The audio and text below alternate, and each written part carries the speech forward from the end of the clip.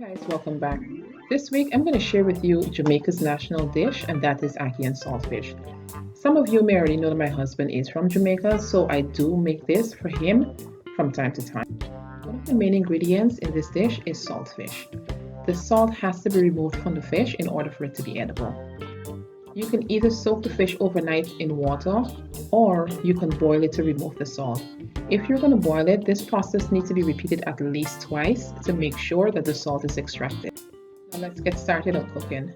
To a pot, you're going to add oil, and you need quite a bit of oil for this dish. Once the oil is hot, I'm going to add sliced onions and bell peppers.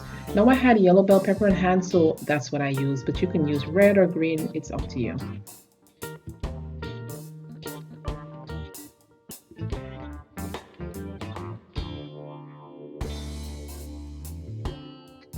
Now I'm going to let this cook for about 2 to 3 minutes before adding diced tomatoes and pepper. The pepper is in here, but the pepper is red as well. That's why you can't tell. I used weary pepper, but you can also use Scotch bonnet pepper, whichever you prefer, or none at all. Next, I'm going to spread this out and let it cook for about 5 minutes, just until the tomatoes start to break down. My husband and I have been married for about 13 years, and as a result, I've learned to make quite a few Jamaican dishes, just to make some of the things that he grew up eating.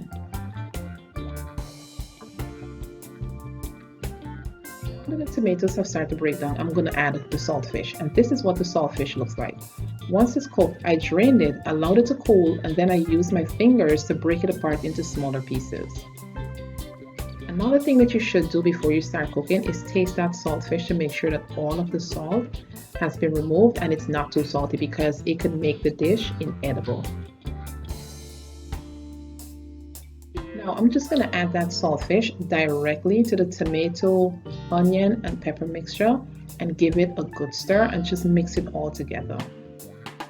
Don't forget, the link to this recipe will be in the description box below. If you haven't gone over to my blog already, giancaandcook.com, you should head on over and check it out. Also, follow me over on Instagram at giancaandcook.com to see a little snippet of my life behind the scenes. Now I'm going to add black pepper to this and then give it a stir. And then I'm just going to spread it out and let it cook for about 5 minutes.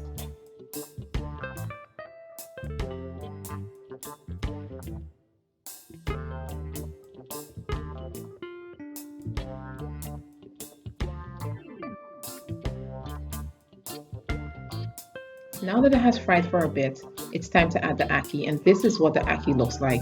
You can purchase this at your Caribbean market. It's usually in a can, and you drain it completely of the liquid before adding it to the saltfish.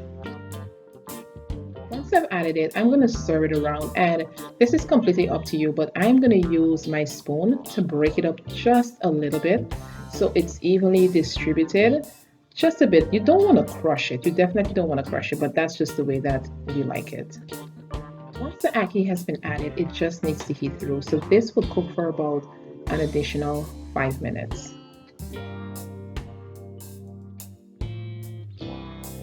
Next, I'm adding chopped scallion, and I'm just going to let this cook for 5 minutes and it's done. And that's it, you guys. This is a great hearty breakfast. This can be enjoyed with boiled ground provisions, fried dumplings, and in our case, we like to enjoy it with fried bakes. The last video that I posted was for a recipe for a coconut bake, so be sure to check that out. I will link it below.